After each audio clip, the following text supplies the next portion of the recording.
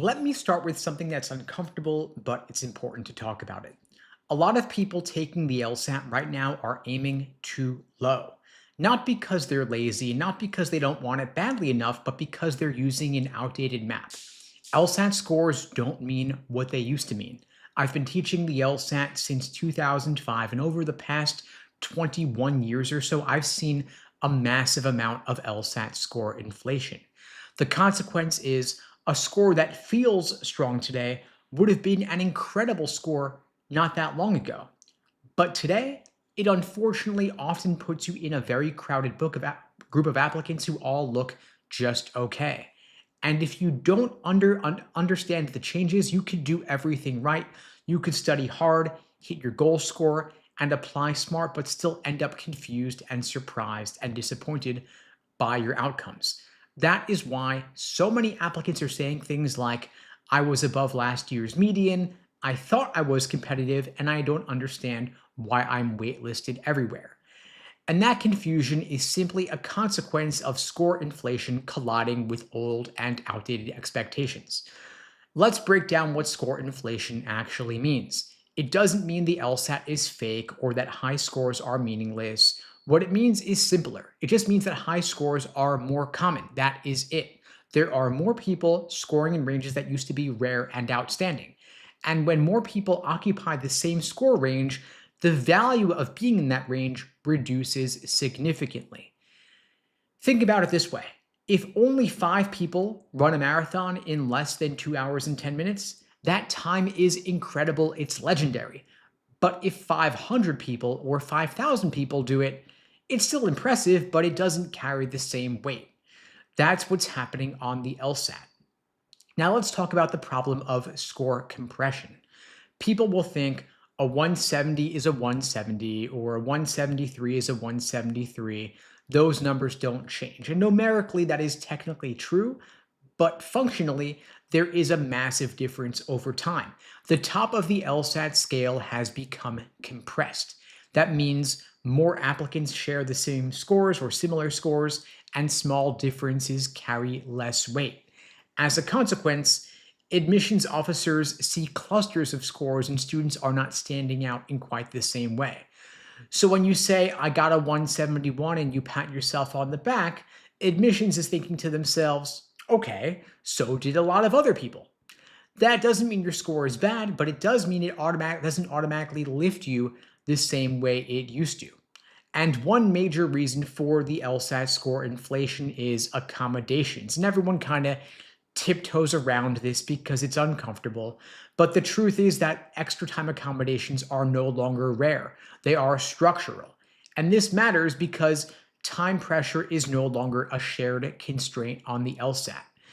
The LSAT used to test whether you could reason accurately under tight time pressure, but now it's testing whether you can reason accurately, sometimes under pressure for some people, in other cases, not under that same pressure. And admissions committees know this. They are aware of the rise in accommodations, which means they don't trust those minor distinctions quite the same way they used to. So a 175 today doesn't communicate exactly the same thing it did 10, 15, 20 years ago, like back when I took the LSAT and got my 175. So things have gotten noisier. And so decision makers don't rely quite as much on the value of that high score, which means you got to get a score that's even higher to compensate. Another major impact on the devaluation of LSAT scores is the removal of logic games. And logic games rewarded your ability to grind. You could start off terrible on the LSAT and become elite through practice and repetition alone. Your effort showed up directly on your score report. Your score was a consequence of the effort that you put in. And what replaced logic games, which was just another logical reasoning section, is still very valuable, of course, but it's subtler. Which brings us back to the score inflation.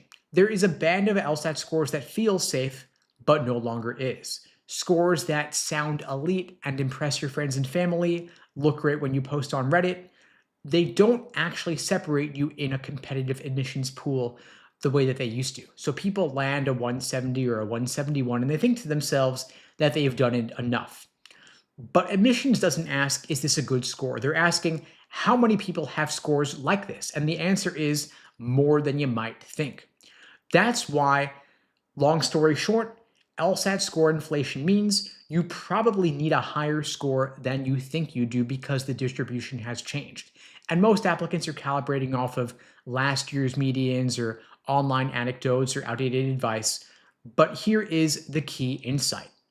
Admissions thresholds move faster than applicant expectations. Schools are not going to make a big announcement saying this score does not impress us the way it used to. They just quietly adjust. And that's how you get cycles where outcomes are harsher than you might have expected because you were aiming at an old target.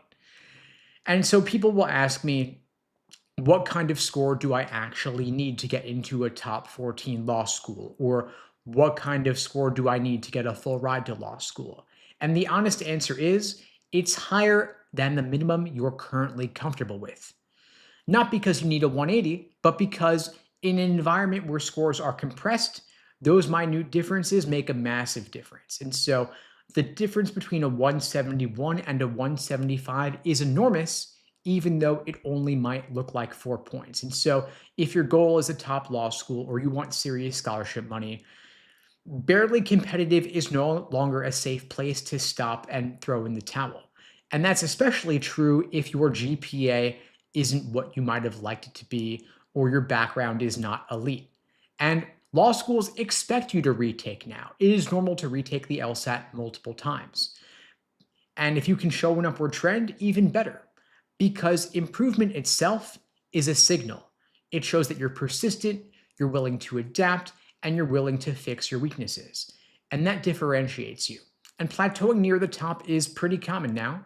Breaking through requires precision in your studying, targeting your weak areas, diving down to the root cause of your mistakes so that you can avoid making those same mistakes next time around.